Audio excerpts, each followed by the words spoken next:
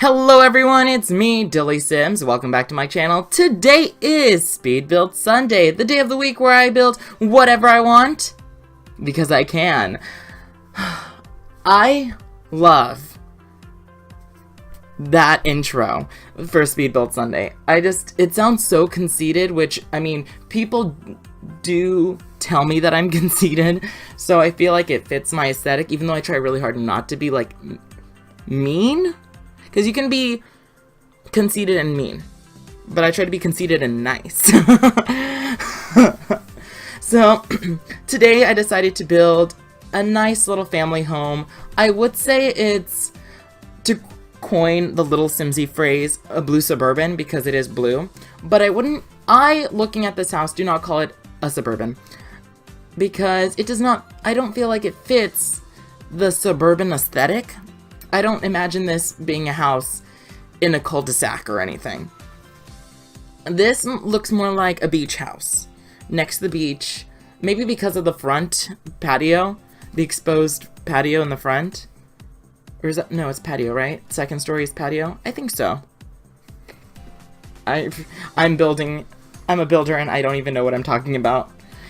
Oh, I was just exposed. Anyways, so I do have some stories for you guys this week, because I know that's why everybody watches speed builds. That's why I love watching little Simsy speed builds, is because of all her stories, all her life stories. I just feel connected to her.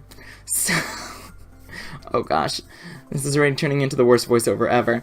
So, I have a few stories about my coworker. You may know from the Christmas build, my Christmas village build, KAITLYN. KAITLYN did something the other day, and it shook my world. Like, I was so shook. I left the break room because I was so angry. Okay, so let me just get straight into it. I was at work, and it was my time to go to lunch, so I went to lunch. La la la la la. Here goes DillysSims, he's going to lunch. And I decided I was going to take my lunch in the break room because it's rainy and cold outside. Normally, I still take it outside when it's raining, cold and rainy, because as the janitor, as much as I like the janitor is cool, but he microwaves his home dinner there, and it stinks up the break room. It really does. It's like delicious Mexican food, like authentic Mexican food, but it just makes the entire break room stink. And not only that, he doesn't have a sense for other people. So when we're in the break room trying to enjoy our break, he's watching WWE or he's doing something else in the break room on his phone really loud, watching Netflix without headphones. I don't know if he owns a set of headphones, but he doesn't bring them to work then. And it is so annoying. And if I'm trying to watch Netflix, I have to go to the patio outside where it's cold and rainy so I can watch Netflix, or just be alone and not deal with my coworkers or other noises or smells. But he's on vacation right now, so I thought, you know what? I'm gonna go to the break room. It's nice and warm in there, unlike outside where it's cold and rainy. Big mistake. So, as you know, KAITLYN is an awful coworker of mine, and she has been directly rude to customers. And I've talked about this in the Christmas build, so if you want to watch the Christmas build and see what I'm talking about, feel free to do so. But, oh, she made me so angry the other day. So, let me preface this by saying I'm a feminist. I believe everyone should have the same equal rights. Maybe I'm more of a liberal. Feminist, liberal, I feel like they go together. Everyone deserves the same rights. And I don't think KAITLYN believes that everyone deserves the same rights, because here we go. I went to the break room, and this story is still making me shook. I'm still shook. And it's been a week. Okay, here we go. I'm getting into it. So, I went to the break room, and I had my food, and I started eating, and KAITLYN is taking a winter course. So she's typing on her laptop, and she's like, oh, I don't even know what to write about. And I said, oh, okay, because I believe I try to practice what would Princess Diana do. I try to be the nicest person I could possibly be. So I said, oh, what's going on? Do you need... And she said, I'm writing this essay for class, it's my final. And I said, okay, cool. What's the topic about? And she said, I have this long list of topics, and it's like 20 different topics about social justice stuff. And it's about, there's a few topics about feminism. There's a few topics about lower income neighborhoods and stuff like that. I didn't read all of them, and I can't remember all of them right now. But there were so many that I could easily write an essay in 30 minutes on any of them. And so I was like, okay, maybe I can help you. What are you writing about? And she said, I'm writing an essay about how women's rights are how women's rights are human rights. And I said, okay, cool. So what topics do you have? And remember, this was all happening in about a 30-minute span because that's how long my lunch is. And she said, oh, nothing. I don't know what to write about. And I said, okay, cool. I'll help you because I'm a good person. And so I said, okay, so here's a few examples as to how women's rights are human rights, and how if you take away those rights, they'd become less human. And I talked about slavery and sex slavery and stuff like that. And then I was giving her some more topics about like the Harvey Weinstein stuff in Hollywood. And KAITLYN looked at me and said, I can't do this. And I said, yes, you can. It's so easy. And she said, no, I hate this stuff. And I said, okay, like writing essays and she said, no, it doesn't relate to me. KAITLYN is a woman. And it really shook me when she said that, because it doesn't relate to you? I'm sorry. Are you not a woman? And I said, okay, well, what do you mean it doesn't relate to you? And because I'm trying so hard to keep my composure at this moment. And she said, well, it's just, other women have fought for me for these rights, and now that I have them, I don't have to worry about them. And I was in my chair trying really hard not to say anything mean or bite my tongue, and I was just like, what do you mean they don't relate to you anymore? I was so shook. KAITLYN, why? KAITLYN, like, why? I didn't say KAITLYN, why, and I said, okay. I tried really hard. I was biting my tongue so hard because, I just can't understand how people would say it doesn't relate to me when it clearly does. And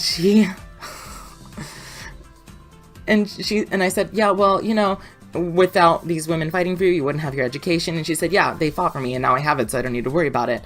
And I was like, And I said, okay, well, and I wrote her a little list on a napkin because we don't have like real paper in the break room.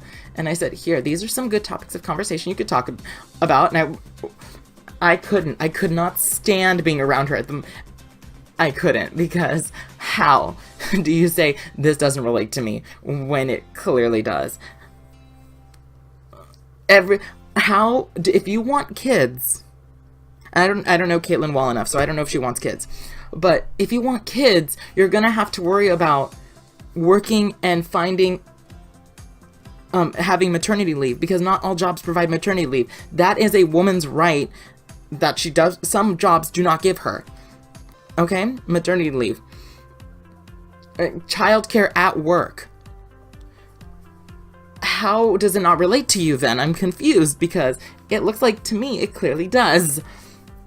But I just wrote it down and I said, okay, I have to make a phone call. Like, I am the nicest person when I have to leave an awkward situation. I come up with any nice lie. And I said, I have to make a phone call. I forgot I have to make a dentist appointment. And I left the break room and I went to the patio and I just watched Netflix. it just shook me so hard. How does a person say, that's like me as a gay man saying, oh, I don't have to worry about fighting for my rights anymore because I clearly have my rights still. When that's not true. There are still southern states where people get bullied and murdered for being gay. So, and I can't. I guess that it doesn't happen here, so I wouldn't have to worry about it, but I just can't imagine or fathom that happening.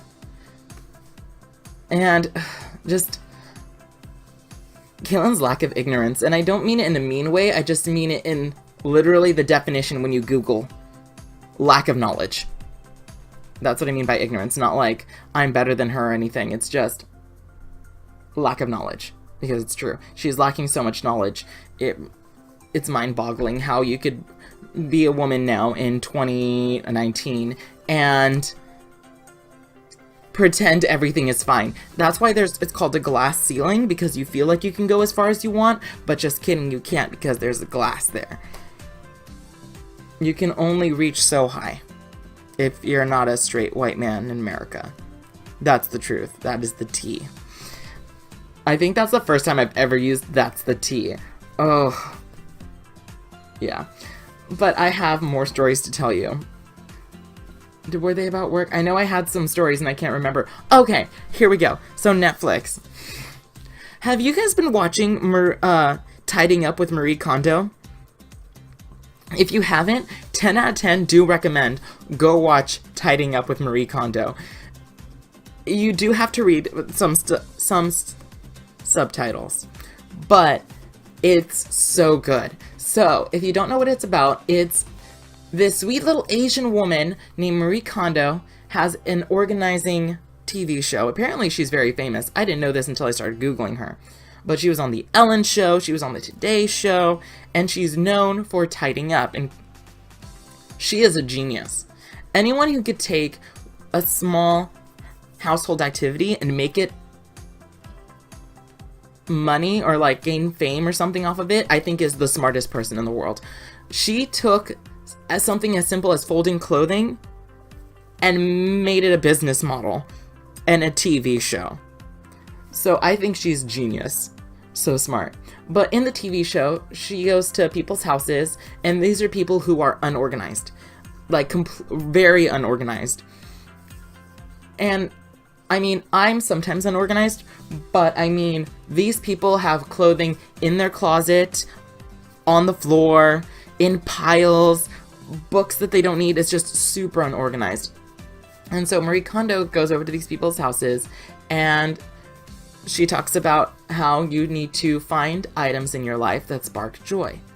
And so she makes people pull, first step is clothing. So she'll have the person pull all of the clothing that in their house, all of it, and make one big pile. So it's one big like skyscraper of clothing. This way people can see how much clothing that they actually have, and everyone is very shocked.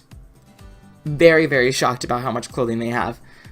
And to be honest, after I finished binge watching the series, I did the same thing. I went to my closet and I pulled out all of my clothes, and I don't understand why people are so shocked. I wasn't shocked about the amount of clothes that I had. But maybe that's because I organize my closet once or twice a year. So I know more or less how much clothing I have. But they pulled out all their clothes and made a pile. And then they're supposed to grab each individual item, look at it, ask themselves, does this bring me joy? And if so, they keep it. And if not, they have to give it away. And if they keep it, they have to say thank you to it. And if they don't keep it, they still have to say thank you to it because it taught them a lesson. Maybe the lesson is, I don't like shirts like you. Maybe I don't like this color. Something. And so they do that, and usually they get rid of a lot of stuff. And some people there was this one woman on that show who had a shopping problem. She said she used retail therapy. And it's true, because Marie Kondo in the TV show said, this is the biggest pile I've ever seen. So she had a lot of clothes. And then what happens with the TV show is during the tidying process of cleaning their house and getting rid of stuff they don't need, the people tend to become happier in life. And they tend to, if it's a couple who's arguing a lot, they tend not to argue anymore or as much. And people find more space and room. There was a couple who was expecting a baby, and they tidied up their house. And when they were done, the whole room was cleared. Like, they had enough room to roll around on the ground. And there were a few sentimental moments too. There was a woman who lost her husband, I want to say she said 6 months prior. And she had to clean out his closet. And she said it was the hardest thing she ever had to do. But she still kept a few items from his. Because they had a walk-in closet, and she had half of the closet and he had the other half. But when she was done, like, getting rid of some of his clothes, he, even though he passed away, took up a fourth of the closet. So she could still keep a little piece of him. And that's what Marie Kondo said. If it sparks joy, keep it. And that's exactly what I did. I went through my closet and I got rid of a lot of stuff. Like, a lot of stuff. Because it didn't bring me joy. And I took it and I worked in a few elements of Freddie. Freddie is a fashion YouTuber. And I love her. I understand that she does clothing reviews for girls' clothes. But I just love her.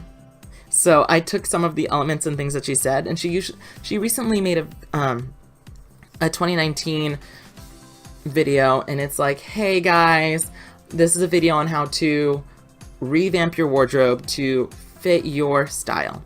So I tried to take some of her elements of creating a unique sense of style with Marie Kondo's bringing joy and happiness. Interestingly enough, they go together. So I ended up getting rid of quite a few things. And what I found was a lot of the items that I ended up getting rid of were gifts people gave me, or they were shirts that I've been hanging on to for so long because my family is a family where we don't get rid of many things, especially my parents. My mother wants to hold on to everything for as long as she can. So I had shirts from early high school in my closet still. And I've been out of high school for 4 years already. So that's like 9 years ago. I had to get rid of some of my clothes, some of my shirts. Some of them, I was holding on to them and I don't know why, because I never wear them. I had 2 sweatshirts in my closet with tags on them still. And I don't know, looking at them, they're really nice, but they've been in my closet for several years. I know that they have, because I don't remember getting them. That's probably how long ago it's been. And I know I wouldn't have picked those myself because it's not something that I would wear. I describe my style, if you ask my sister to describe my style, and she has to me directly, she describes it as, and I quote, gay. That's the style that my sister describes it as. I describe my style as Upper East Side preppy New York. That is how I love my collared shirts, my button-ups. I love my blazers. I love scarves. Anything that says Upper East Side New York is right up my alley. I love it. And I had to get rid of the sweatshirts because they're called And Ones. That's the brand. So it's a person playing basketball on the front. Really nice, but I can't. I wouldn't. It's been in my closet for this long and I haven't used it. I don't think I'm going to use it. My mother got really mad at me for how much clothes I got rid of. And she said, oh, fine, just go waste more money. But it's not a wasting money thing. It's some of the clothes has been in my closet for so long that I don't use it. I don't think I'm ever going to use it.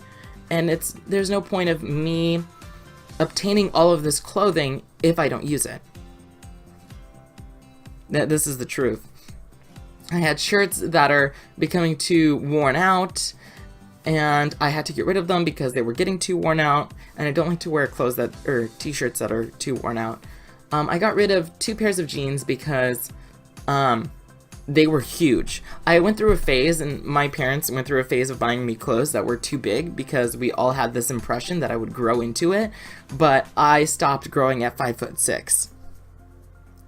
And I'm super skinny, so I don't think I'm gonna get any bigger. Even when I stop calorie counting, right now I'm calorie counting, but when I stop counting my calories and I gain weight, it's only like 5 pounds. So it's not, as of right now, I can't see myself getting big enough to fit into bigger jeans. And I just had to, it wasn't bringing me joy. It was actually limiting me from getting more clothes that I like. And I like shopping. I love shopping. It's a fun form of cardio. My wallet, but I do a lot of thrift store shopping. And if you're as good as I am, you can go through a thrift store and not purchase anything. Or you go through a thrift store and purchase just name brand, good quality clothing. And I'm really good at finding some good quality clothing. There's this little Christian charity thrift store next to me. Or it's not even next to me, it's like 20 minutes away. I love going there because they have so many good name brand clothes. And I'm so good at picking through them. Sometimes you won't get good quality clothing, but I'm really good at picking it. I've practiced a lot. I'm really, really good. Not to brag, but a lot of my clothing is thrift stores. I like the idea of recycling clothing. Just like I love antiques because I like the idea of recycling furniture. I love antiques because I love the idea of recycling. We need to create less garbage as a world. So that's why I love thrifting. That's why I love refurbishing. Refurbishing is one of my favorite things to do. If I could just take furniture and like repaint it to look nice, done. I'm there. It's a fun little art project, and usually sometimes you can save money, and it's not like that piece of that dresser or chair is gonna go into the garbage later and into a landfill. It's gonna be reused and given a bright, nice new home. Like the chair I'm sitting on right now, I refurbished. It looks really, really good. I love it. Yeah, how are you guys doing? Are you guys doing good? Good. I hope you guys are doing fine. This has been a pretty good voiceover, I think. I am getting close to the end of the video, but I still have a few more minutes. I'm kind of at a loss for words. How was your guys' New Year's? I don't know if I asked. I think I asked last time, but how's your guys' New Year's so far? Is it good? I hope it's going good. I just want everyone to be good. Anyways, I'm getting very close to the end of the video now. Let me know what you think of this series. Of this build. If you want to download this build, you can. It's in the gallery under the name Special Home, or you could find it by searching me, DillysSims, in the gallery. If you want to create any lots or characters for any of my series, feel free to do so and tag it in the gallery with this hashtag DillysSims. If you want to see me create anything special, let me know in the comment section below. Remember to like, subscribe, comment, do all those fun YouTube things, and I'll catch all of you guys next time. Bye, everybody.